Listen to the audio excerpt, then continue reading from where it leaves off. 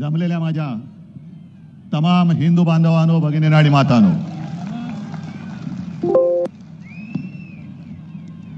निवडणुकीच्या निकालानंतर पहिल्यांदाच आपण असे समोरासमोर भेटतो आहोत. आजपर्यंत 23 जानेवारी हा शिवसेना प्रमुखांचा, हिंदू हृदय सम्राटांचा जन्मदिवस आपण षण्मुखानंद हॉलमध्ये करत होतो. पण 2 महिन्यापूर्वी जो काही निवडणुकांचा निकाल लागला, मला तर काय पटलेलं नाही. तुम्हाला पटलाय का? आणि मध्ये अब्दाली येऊन गेले. कोण? अमित शहा. आणि त्यांनी सांगितलं की महाराष्ट्रातला हा विजय उद्धव ठाकरेंना त्यांची जागा दाखवणार आहे. ठीक आहे अमित शहाजी, जखमी वाघ काय असतो आणि त्याचा पंजा काय करतो ते तुम्हाला येत्या भविष्यात दिसेल. मराठी माणसाच्या नादी लागू नका. जिथे औरंगजेबाला झुकवलं तिकडे अमित शहा काय कुछ जड की पत्ती आहे. पण मी मुद्दामून आज ही जाहीर सभा घेतली कारण एकदा कळू तरी द्या माझ्यासोबत आहेत तरी कोण, किती लोक राहिलेत. पहिलं मी तुम्हाला विचारतोय, तुमचा सगळ्यांचा माझ्यावरती विश्वास आहे की नाही? कारण अमित शहा, तुम्ही माझी जागा ठरवू शकत नाही. माझी जागा ठरवणारी ही माझी अस्सल शिवसेना प्रमुखांनी दिलेली वडिलोपार्जित संपत्ती आहे.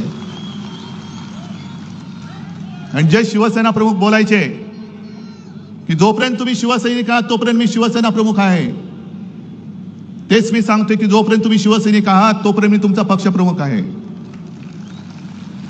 गद्दाराने वार केले तर उद्धव ठाकरे संपणार नाही. गद्दारांना गाडूनच मी संपेन. पण ज्या दिवशी माझा एक जरी निष्ठावंत शिवसैनिक बोलला, उद्धव तू बाळासाहेबांचे विचार सोडलेस, बाजूला हो, त्या क्षणी जसं मी मुख्यमंत्री पद सोडलं तसं मी माझं पक्षप्रमुख पद सोडल्याशिवाय राहणार नाही. आणि मला खात्री आहे की ज्या पद्धतीने संपूर्ण महाराष्ट्र मला त्यांच्या परिवारातला एक सदस्य मानतो, मला त्यांचा कुटुंब प्रमुख मानतो, तो माझा महाराष्ट्र, तो माझा मुंबईकर एवढा निष्ठुरपणे, एवढा निर्दयतेने माझ्याशी आणि जीवाला जीव देणाऱ्या शिवसेनेशी वागू शकत नाही. ठीक आहे, हार जीत होत असते, पण मुळामध्ये हा विजय, जसा पराभव आम्हाला धक्का देणारा होता तसा विजय सुद्धा भाजपच्या अनेक लोकांना अजून पचत नाही की आपण जिंकलो कसे. काहीतरी गडबड घोटाळा नक्की आहे, ईव्हीएमचा तर नक्कीच आहे. पण एक साधा प्रश्न आहे की ज्या अमित शहानी संपूर्ण सरकारी यंत्रणा वापरून 2.5 वर्ष आपल्या महाराष्ट्रावरती घटनाबाह्य सरकार लादलं, ते असा तसा महाराष्ट्र आपल्या हातातून सुटू देतील? आणि एक तर महाराष्ट्राने मोदींच्या अश्वमेधाचं गाढव लोकसभेत ज्या पद्धतीने अडवलं, तो फटका अजून त्यांच्या वर्मी जो घाव बसले त्यातनं अजून ते उठत नाहीयेत. आणि त्यांना पक्का माहिती होतं की ज्या क्षणी महाराष्ट्र आपल्या हातातनं जाईल त्या क्षणी दिल्ली कोलमडणार आहे. जर महाराष्ट्राचा निकाल सर्व जनतेच्या मनासारखा लागला असता तर आज दिल्लीतलं सरकार कोलमडलेलं तुम्हाला दिसलं असतं. ही महाराष्ट्राची ताकद आहे. आणि पहिला प्रथम जरा अमित शहाचा थोडा समाचार घेतो, कारण घ्यायलाच पाहिजे. उद्या परत येत आहेत, कुठे मालेगाव मध्ये जात आहेत का आणखीन कुठे जात आहेत, काय काय बोलून गेल्यात, काल काय बोलले त्याचा मी आज समाचार घेईन, उद्या काय बोलला त्याचा मी परवा समाचार घेईन. पण समाचार मी घेणार, मी नाही सोडत. कारण अफजल खानाचा पोवाडा तुम्ही ऐकलात ना, मिठी मारू तर प्रेमाने मारू, पण पाठीत वार केला तर मात्र वाघ नका काढू. हा महाराष्ट्र आहे, हा महाराष्ट्र आहे आणि ही महाराजांची शिकवण आहे. अमित शहाजी, तुम्ही जे काय बोललात की शरद पवारांना त्यांनी जी काय दगाबाजी केली होती 78 साली, त्यानं 20 फूट जमिनीच्या आत गाडले. आता 78 साली माझं वय काय होतं, अमित शहाचं वय काय होतं, पण त्यांना ही कल्पना नसेल की 78 साली शरद पवारांनी जो काही पुलोचा प्रयोग केला होता आणि ती जी काय दगाबाजी केली होती त्या दगाबाजीमध्ये जनता पक्ष म्हणून भारतीय जनता पक्ष सुद्धा सामील होता आणि त्यांच्या हसू अडवाणी नावाचा इसम माणूस जे आपले चेंबूरमधून निवडून यायचे ते त्या पुलोच्या दगाबाजी केलेल्या सरकारमध्ये मंत्री होते. म्हणजे दगाबाजीचं राजकारण तुम्ही सुरू केले, खतपाणी तुम्ही घालताय. अगदी सुरुवात करायची झाली तर कुठून करता येईल? मला एवढ्या मागे जायची आवश्यकता नाही. श्यामाप्रसाद मुखर्जींपासून सगळं काढता येईल. जनता पक्ष सुद्धा जो इंदिरा गांधींच्या हुकुमशाहीच्या विरोधात, आणीबाणीच्या विरोधात निवडून आला होता, जनतेने निवडून दिला होता, तो जनता पक्ष सुद्धा फोडण्यामध्ये तेव्हाचा जनसंघ हा आघाडीवरती होता. ही दगाबाजीची बीज ही अमित शहाजी तुमच्यामध्ये आहेत, तुमच्यामध्ये, आमच्यामध्ये नाही. दगाबाजी महाराष्ट्र कधी करू शकत नाही.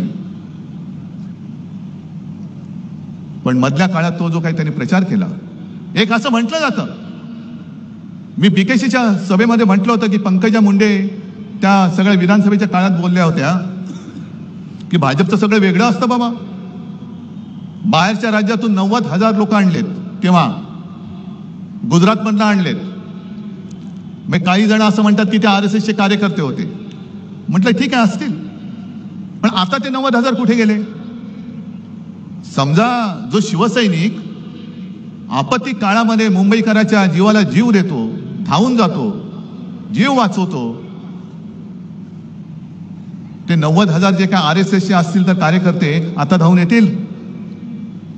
मग मुलाला शाळेत ऍडमिशन पाहिजे, कुठे काहीतरी दंगली झाल्यात, रुग्णाला हॉस्पिटलमध्ये ऍडमिट करायचंय, रक्त पाहिजे, RSS वाले देतील? 90,000 लोक जी काय बाहेरून सगळी उपरी आणली होती त्याच्यापैकी एक तरी माणूस रक्तदान करेल की गोमूत्रदान करेल? हे तुम्ही विचारा. कारण ते करू शकतात.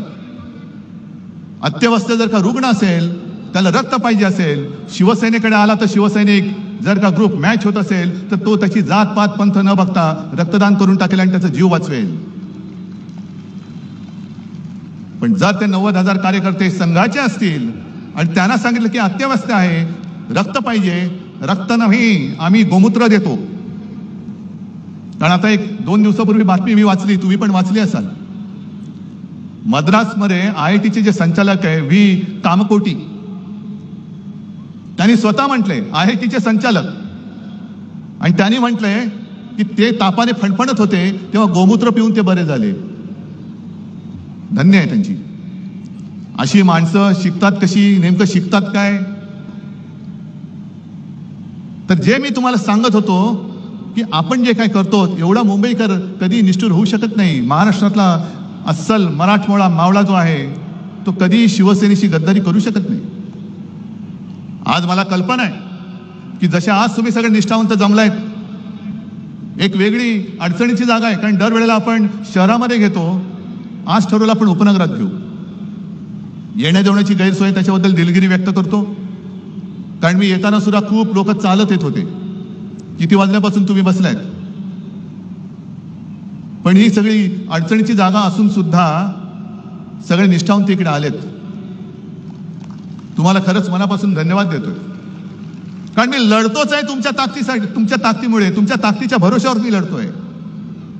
वांद्र्याला तिकडे गद्दारांचा मेळावा सुरू आहे. आपली ही सभा झाल्यानंतर ते राजकारणातले बाडगे आणि गद्दार चिरकणार तर आहेत, कारण त्यांचं कामच ते. एकतर काही स्वतःचे विचार नाही, आदर्श नाही. फक्त मला त्या गद्दाराने एक सांगायचं की अरे तुम्हाला कळते का तुम्ही काय करताय? तुमच्या हातात चाकू देऊन या महाराष्ट्राच्या मातेचा तुमच्याकडनं वध करतायत, महाराष्ट्राच्या अस्मितेचा वध करतायत. कळते तुम्हाला? पैसे घेऊन जाताय, जा. आज कदाचित तुम्ही जिंकला असं तुम्हाला वाटत असेल, पण दोघांमधला फरक, आज आम्ही हरलो तरी सुद्धा जनता ज्या पद्धतीने माझं स्वागत करते कुठेही गेलं तरी, आणि सांगते हळहळतात की उद्धवजी असं नाही व्हायला पाहिजे, आम्ही शिवसेनेला मत दिलेलं आहे. गद्दार जिंकले असतील कारण त्याने जिंकणारे अमित शहा तिकडे बसलेत, संपूर्ण बेकायदेशीररीतीने सरकारी यंत्रणा वापरल्या, निवडणूक आयोग वापरला. जोपर्यंत अमित शहा तिथे आहेत तोपर्यंतच तुमचं तिथे बसणं आहे. एकदा का महापालिका निवडणुका होऊ द्या, मग यांची काय विल्हेवाट लागते ते बघा. आणि आताही दिसायला लागले. म्हणजे ज्या पद्धतीने जी वागणूक 2.5 वर्ष यांना मिळत होती मुख्यमंत्री म्हणून. आता बसायचं तर बसा, नाही तर गावी निघून जा. मग ते लहान मुलांचं गाणं मला आठवतंय, रुसूबाई रुसू गावात बसू, नाही काय कोपऱ्यात बसू. तसं यांचं झालंय. पाहिजे ते मंत्रीपद देत नाही, रुसले गेले गावी.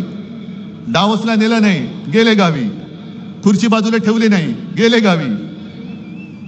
रुसूबाई रुसू गावात जाऊन बसू, पण आता डोळ्यातले आसू दिसायला लागले तुमच्या. आणि आम्हाला हिंदुत्व शिकवत आहेत. मी जे तुम्हाला सांगत होतो की ज्या पद्धतीने, एक गोष्ट नक्की आहे की लोकसभा निवडणुकीनंतर आपण नाही म्हटलं तरी एक थोडंसं भ्रमात राहिलो, हे सत्य मानलं पाहिजे आपण. आपल्याला असं वाटलं की अरे यांचं गाढव आता अडवलंय, आता विधानसभा जिंकलीच.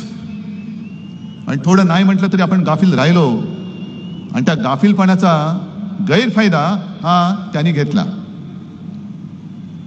पण त्या काळामध्ये त्यांनी जो काही एक अपप्रचार केला, म्हणजे मी नेहमी जे बोलतो, लोकसभा आणि महाराष्ट्राच्या विधानसभेच्या वेळेला मी जमलेल्या माझ्या तमाम हिंदू बांधवांनो, भगिनींनो आणि मातांनो हे बोलायच्या ऐवजी मी जमलेल्या माझ्या तमाम देशभक्त बांधवांनो, भगिनींनो आणि मातांनो आणि महाराष्ट्रप्रेमी बांधवांनो, भगिनींनो आणि मातांनो बोलत होतो.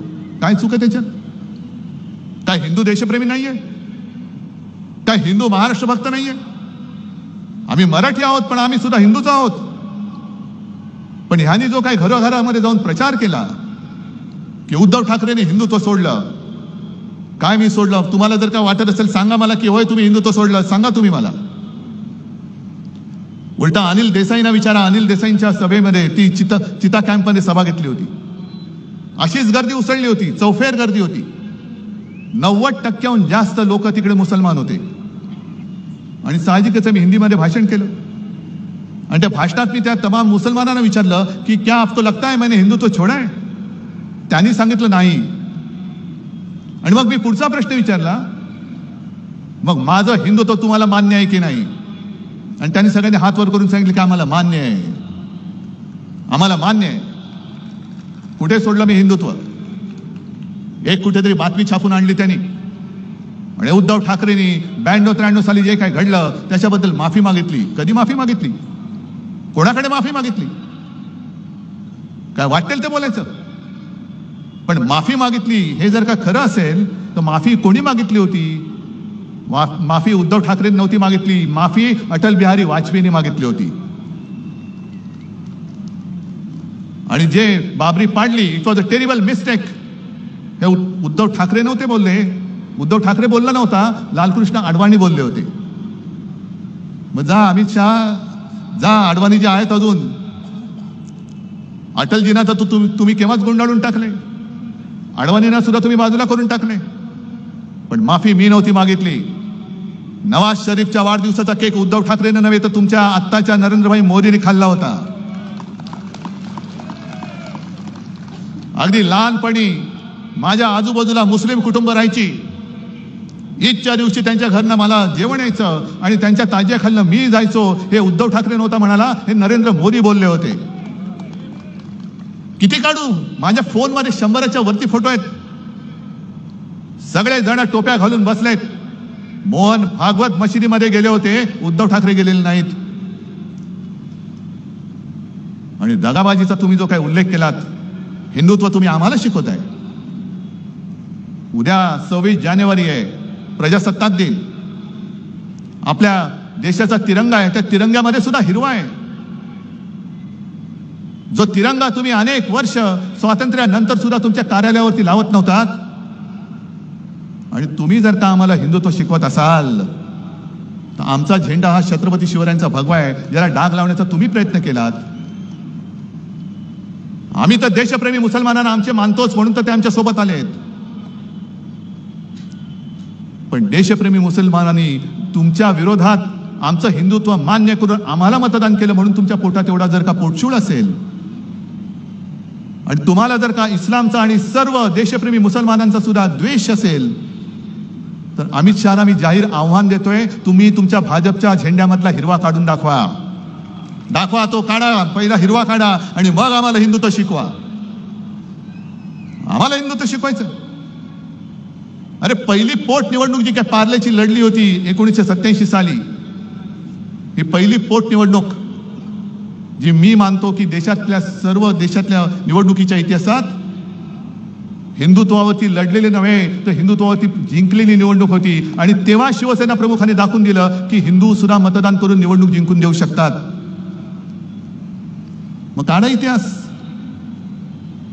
शिवसेनेसोबत कोण होतं आणि शिवसेनेच्या विरोधात कोण होतं? किती साली? 1987 साली.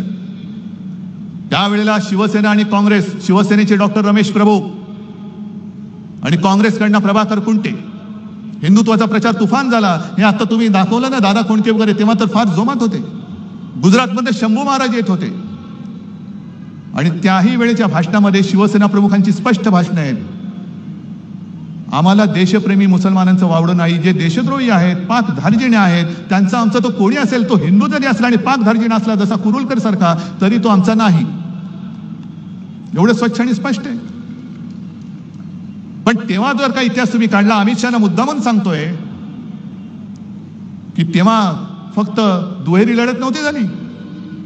शिवसेनेचे रमेश प्रभू विजयी झाले, प्रभाकर कुंटे पडले, पण शिवसेनेच्या हिंदुत्वाला अपशकुन करायला भाजप आणि जनता पक्षाच्या प्राणलाल वोरांना सपोर्ट दिला होता.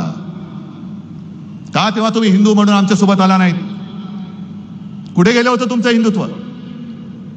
आणि मग ती निवडणूक जिंकल्यानंतर तुमचे प्रमोद महाजन वगैरे सगळे आले, मातोश्रीच्या उंबरटे जिजवायला लागलात तुम्ही, कारण तुम्हाला शिवसेनेचा दुरुपयोग करून घ्यायचा होता. हे भाजप काय, RSS काय, हे सगळे असेच आहेत. करणार काही नाही, काड्या लावायच्या, आगी पेटवायच्या, दंगल उसळली की पळून जायचं. बाबरी बाबरी बाबरी म्हणून सगळं माहोल पेटवलं आणि प्रत्यक्ष बाबरी पडल्यानंतर आम्ही नाही त्यातले. ही अशी तुमची नामर्दाची अवलाद आणि तुमच्याकडनं आम्ही हिंदुत्व आणि राष्ट्रत्व शिकू.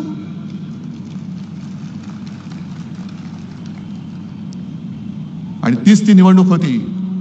हिंदुत्वाच्या मुद्द्यावरती शिवसेना प्रमुखांचा आणि नंतर सुभाष देसाईंचा पण त्या निवडणुकीत शिवसेना प्रमुखांचा मतदानाचा अधिकार काढून घेण्यात आला. तीच ती निवडणूक होती ज्याच्यामुळे शिवसेना प्रमुखांना आयुष्यात कधी निवडणूक लढणारच नव्हते, पण त्यांना निवडणूक लढवण्यापासून 6 वर्ष लांब ठेवण्यात आलं. आणि तो निर्णय अंमलात आणला तेव्हा काँग्रेसचं सरकार नव्हतं, अटल बिहारी वाजपेयींचं सरकार होतं.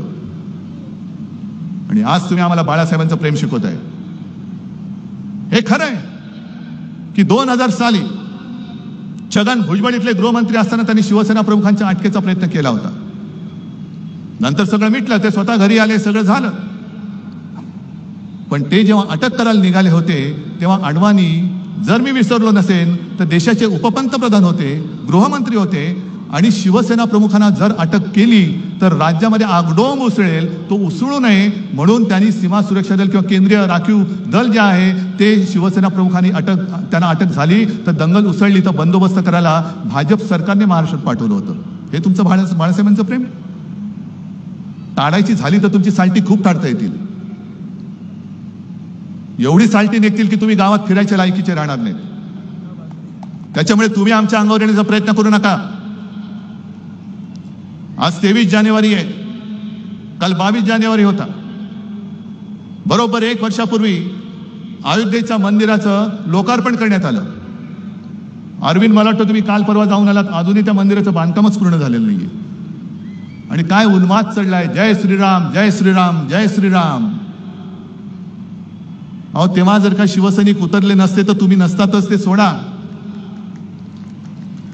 पण जय श्रीराम जसं आम्ही बोलतो,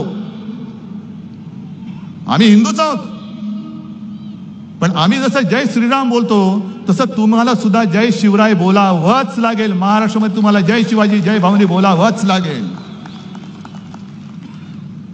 तुम्ही म्हणाल हे काय जय श्रीराम पुरे नाही. जसं जय हिंद नंतर जय महाराष्ट्र बोलतो तसं जय श्रीराम नंतर जय शिवराय बोललाच पाहिजे. कारण प्रभू श्रीराम कधी होऊन गेले, त्यांच्या जन्मभूमीवरनं वाद झाला, पुन्हा मंदिर बांधलं, त्यांनी राक्षस मारले होते, रामराज्य आणलं होतं.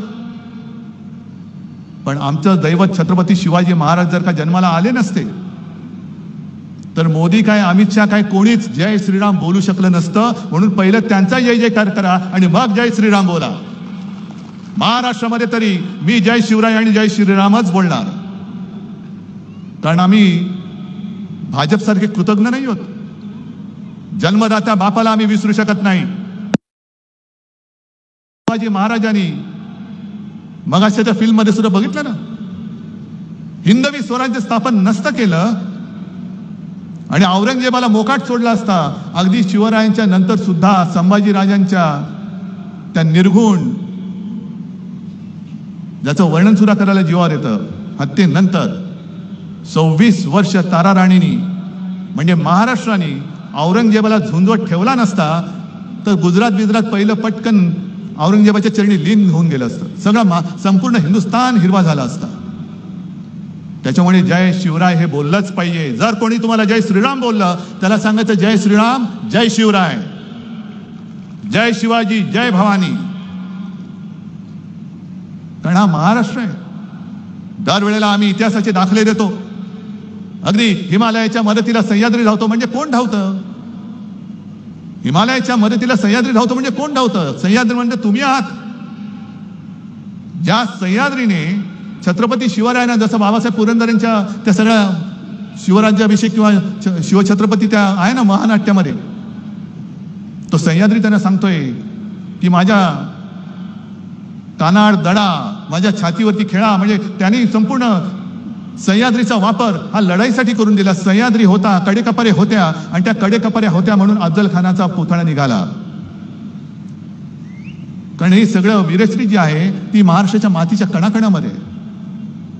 नुसती एक निवडणूक तुम्ही जिंकला असेल तुम्हाला वाटत असेल म्हणून महाराष्ट्र नाही संपत. ते बघितलं ना इतिहास, सगळे गड किल्ले मिर्झा राजे जयसिंग हिंदूच, हेच आपलं दुर्दैव. आपल्याला हे उपरे नाही हरू शकत, पण आपल्यातले गद्दारच जे आज आपल्यावरती त्यांनी पैसे देऊन वगैरे लालूच दाखवून फोडलेत तेच आपल्यावरती सोडलेत आणि तेच आपल्या अंगावरती वार करतायत. मिर्झा राजा जयसिंग सुद्धा हिंदूच होता, पण मी म्हणेन गद्दार होता. आणि त्या गद्दारीला शेवटी काय करणार, एवढं प्रचंड सैन्य घेऊन आला. छत्रपती शिवाजी महाराजांना सुद्धा आग्र्याला जावं लागलं. सगळ्यांना वाटलं असेल अगदी तेव्हा जर का गोदी मीडिया असता तर सांगितलं असतं की खतम, सगळं हिंदुत्व वगैरे काही नाही, शिवाजी महाराजांचा काळ संपला, सगळं त्यांनी सांगितलं असतं. पण त्याच्यानंतर सुटून येऊन औरंगजेबाच्या छाताडावरती हिंदवी स्वराज्याचा भगवा रोवणारा हा महाराष्ट्र आहे, हे अमित शहाने विसरू नये. आणि जर त्यांच्यामध्ये थोडी तरी लाज लज्जा शरम असेल तर ईव्हीएम बाजूला करा आणि बॅलेट पेपरवरती एक तरी निवडणूक घेऊन दाखवा, एक तरी, आणि जिंकून दाखवा. पण शेवटी हिमालयाच्या मदतीला सह्याद्री धावतो म्हणजे हाच आमचा महाराष्ट्र धर्म आहे, हाच महाराष्ट्र धर्म आहे. रामदास स्वामींनी जे सांगितलं, मराठा ते तुका मेळवावा, महाराष्ट्र धर्म वाढवावा, हा महाराष्ट्र धर्म जो देशाचं आणि हिंदुत्वाचं रक्षण करतो. आम्ही हिंदू आहोत, पण महाराष्ट्र आणि मराठीच्या मुळावरती येणार आमचं हिंदुत्व नाही आहे, जे तुमचं आहे. आणि तुम्ही जर का हिंदुत्वाच्या बुरख्या आडून माझ्या महाराष्ट्राची गद्दारी किंवा महाराष्ट्राची अस्मिता खतम करण्याचा प्रयत्न केला तर आम्ही तुमच्या समोर कडवट हिंदू म्हणून आणि महाराष्ट्र अभिमानी म्हणून तुमच्या समोर उभे राहिल्याशिवाय राहणार नाही. हिंदुत्व जोपासणारा आमचा महाराष्ट्र धर्म आहे आणि महाराष्ट्रावरती प्रेम करणारं आमचं हिंदुत्व आहे. तुमचं काय नेमकं ते तरी सांगा. अगदी मोदींच्या मुलाखती आहेत, जो हिंदू इस्लाम का द्वेष करता है वो हिंदू नहीं हो सकता है, हे मोदी बोलतायत. मोहन भागवतांचे व्हिडिओ माझ्याकडे मशिदीत जाऊन बसलेत. मोदीजी मध्ये आले होते, पोळ्या लाटून गेले. मग हे जर का तुमचं असं असेल तर एक काहीतरी ठरवा, जसं आम्ही सांगतोय. मागे मी एक उदाहरण दिलं होतं. काश्मीर मधला तो जो एक गनमॅन होता औरंगजेब, ज्याला आपल्या सेनेनी म्हणजे देशाच्या सेनेनी शौर्य पदक दिलं. का दिलं? तर अतिरेक्यांशी लढला. त्याच्यानंतर तो सुट्टी घेऊन घरी चालला होता. घरी जाताना त्याचं अपहरण केलं गेलं आणि त्याला मारला, अतिरेक्यांनी मारला. आणि मी तेव्हा असं म्हटलं होतं की तो नावाने औरंगजेब होता, तो औरंगजेब वेगळा आणि हा औरंगजेब वेगळा. देशासाठी जो शहीद झाला तो औरंगजेब असला तरी आमचा भाऊ आहे. मी बोललो तर काय चुकलं होतं माझं? आणि त्याचे दोन्ही भाऊ सुद्धा सैन्यामध्ये सामील झालेत. असे अनेक मुसलमान आहेत, अनेक ख्रिश्चन्स आहेत, बौद्ध बांधव आहेत, शीख आहेत, ज्यांना हे ढोंगी हिंदुत्व मान्य नाहीये. ज्याला मी गुरसटलेलं गोमूत्रधारी हिंदुत्व म्हणतो ते भाजपचं आहे. आमचं हिंदुत्व हे स्वच्छ आहे, आमचं हिंदुत्व हे सुधारणावादी आहे, आमचं हिंदुत्व हे राष्ट्रीयत्व आहे. मग अमित शहाना सांगायचे तुमच्या एकदा हिंदुत्वाची व्याख्या काय आहे हे सगळ्यांना एकदा नीट सांगा. आणि शिवसेना प्रमुख 2012 साली आपल्यातनं गेले असं त्यांना वाटतंय. आणि तुम्ही सगळेजण त्यावेळेचे सगळे सैनिक आहात. 2014 साली उद्धव ठाकरेंनी युती तोडली नव्हती, भारतीय जनता पक्षाने शिवसेनेची युती तोडली होती. काय मी सोडलं होतं तेव्हा? शेवटचे 2 दिवस राहिले होते. अचानक बेसावध आहे असं समजून एकनाथ खडसेंनी फोन केला मला आणि सांगितलं की उद्धवजी आता आपली युती राहत नाही, वरना आदेश आलाय. म्हटलं कोणाचा? नाही, उपरवाला, तो दिसतच नाही की आता युती राहणं कठीण आहे. मग तेव्हा आम्ही कोण होतो? तेव्हा मी काय आता जसं हिंदुत्व सोडलेलं नाही. अरे प्रबोधनकारांचा नातू आणि शिवसेना प्रमुख हिंदू हृदय सम्राटांचा पुत्र हा हिंदुत्व सोडू शकेल? पण जसं मी हिंदू अभिमानी आहे तसाच मी माझ्या मातृभाषेचा, महाराष्ट्राचा आणि मराठीचा सुद्धा अभिमान आहे, कडवट अभिमानी आहे. प्रेमाने वागाल तर तुम्हाला उचलून देऊ, पण कपटाने वागाल तर उचलून आपटू, आम्ही. आणि आम्ही म्हणजे काय RSS किंवा भाजपवाले नाही आहोत की मरायला तुम्ही आणि सगळं झालं तर मिरवायला आम्ही. अशी शिवसेनेची शिपण नाहीये. आणि म्हणून आजचा हा जो काही दिवस आहे हा फार महत्वाचा आहे. गेले 2 महिने झाले एक तर बहुमताचं सरकार आलं कसं या धक्क्यातून बाहेर येत नव्हते. आणि आल्यानंतर जो काही गोंधळ चाललेला आहे, पालकमंत्री कोण ठरत नाही. पालकमंत्री ठरले त्याच्यावरनं धुसफूस. मग मला पालकमंत्री व्हायचंय, रस्त्यावरती काय उतरतायत, ते टायर काय जाळतायत आणि हे म्हणे बाळासाहेबांचे सैनिक. सगळं जे काय होतं नव्हतं ते उघडं पडलेलं आहे आता. लाज लज्जा शरम असेल तर जनतेने गेट आउट सांगण्याच्या आधी तुम्ही स्वतःहून निघून गेलं तर बरं आहे. कारण एखादा मंत्री, पालकमंत्री, एखादा मंत्री म्हणजे काय त्याची कुवत, सगळे भ्रष्टाचाराचे आरोप झालेले सुद्धा आता मंत्री म्हणून बसतायत. आणि त्याच्यावरती तुम्ही इमले बांधताय. अमित शहाजी 20 फूट नीचे गाडा है. अरे ठीक आहे, जेवढं खोल जाऊ ना तेवढी मुळं आमची खोल जातील आणि मग वर काय उगवेल तेव्हा बघा. वर काय उगवते ते बघा. एक तर उद्धव ठाकरेची जागा तुम्ही ठरवताना तुमची जागा काय होती आणि त्या जागेतून शिवसेना प्रमुखांनी तुम्हाला बाहेर कसं काढलं हे पहिलं आठवा. आज तुम्हाला मी खरंच सगळ्यांना मनापासून धन्यवाद देतो. कारण आज माझ्याकडे तर काहीच नाहीये. कोणासाठी लढू, कशासाठी लढू? दुसरा कोणतरी असता तर हिम्मत हारून खाली बसला असता. मी हारणारा नाहीये. मी मैदानात पाठ दाखवणारा नाहीये. मी मैदान सोडेन तर जिंकून सोडेन. हारून आणि गद्दाराच्या हातून तर मी अजिबात हार मानणार नाही. मी पुन्हा जिद्दीने उभा आहे आणि लढतो ते केवळ तुमच्यासाठी आणि तुमच्या ताकदीवरती, तुमच्या भरोशावरती लढतोय. जे जात आहेत रोज उद्धव ठाकरेंना धक्का. अरे एवढे सगळे तुम्ही भाडोत्री घेतलात तरी सुद्धा तुमचं अजूनही काही भूक भागत नाही. पैसे देऊन विकत घेताय. वामनराव महाडिकांच्या भाषेत बोलायचं तर विकली जाते ती विष्ठा असते आणि शिल्लक राहते ती निष्ठा असते. सगळी निष्ठा माझ्यासोबत आहे. करा त्यांचं तुम्ही सोनखत जरूर करा. आणि आता येत्या काही काळामध्ये महापालिका निवडणूक येणार आहेत. मी सगळ्यांशी बोलतोय. सगळे मुंबईतले सगळे बोलून झाले, संभाजीनगर, नाशिक सगळे झाले.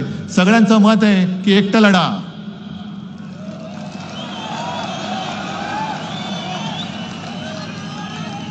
ताकद आहे.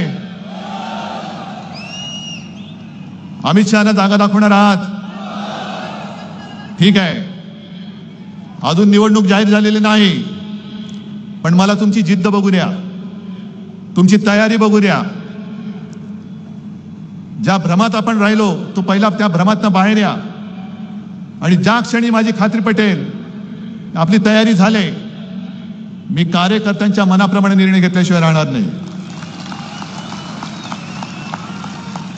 पण या वेळेला मला सूड उगवून पाहिजे. सूड सूड आणि सूड, होय सूड. जो महाराष्ट्राच्या पाठीत वार करतो, जो मराठी आईच्या कुशीवरती वार करतो, तो गद्दार आणि त्या गद्दाराचा बरंच हस्त मला महाराष्ट्रामध्ये दिसता कामा नये. आणि जर तुम्ही सगळे शपथ घेऊन सांगत असाल तर जेव्हा वेळ येईल तेव्हा मी एकटा लढण्याचा निर्णय नक्की घेतल्याशिवाय राहणार नाही. आज परत एकदा सगळ्यांना धन्यवाद देतो आणि अमित शहाना सांगतो की जास्त आमच्या नादी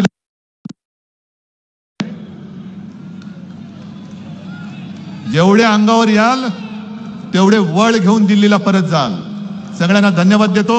जय हिंद, जय महाराष्ट्र.